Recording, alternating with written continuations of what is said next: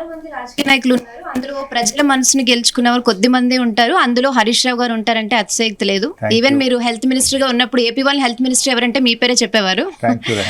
So నాదొక question, మీరు youth affairs చూసారు, ఇరిగేషన్ చూసారు, ఫినాన్స్ చూసారు, హెల్త్ మినిస్టర్ గా చేశారు. సో మీరు మార్కెటింగ్ చూసాను, లెజిస్లేటివ్ అఫైర్స్ చూసాను. సో మీరు ఎంజాయ్ చేసిన మినిస్ట్రీ ఏంటి అండ్ ప్రజలు మీకు ఏ ఫీల్డ్ లో బాగా దగ్గరయ్యారు? నాకు బాగా సాటిస్ఫాక్షన్ ఇచ్చింది హెల్త్ డిపార్ట్మెంట్.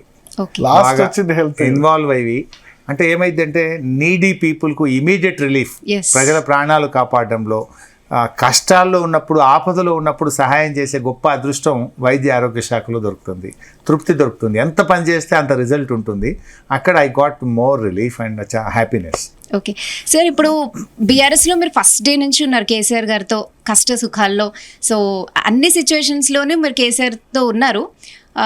అయితే మీరు కేసీఆర్ తర్వాత హరీష్ రావు కదా, వై కేటీఆర్ అని అనే వాళ్ళకి మీ సమాధానం ఏంటి? ఎందుకంటే కేసీఆర్ తర్వాత కేటీఆర్ సీఎం అంటున్నారు, వై నాట్ హరీష్ రావు గారు అనే వాళ్ళకి మీ సమాధానం ఏంటి? సరే, రాజకీయాల్లో ఇవన్నీ సహజము, కానీ ఇప్పుడు మాకు ఆ చర్చకు ఆస్కారమే లేదు.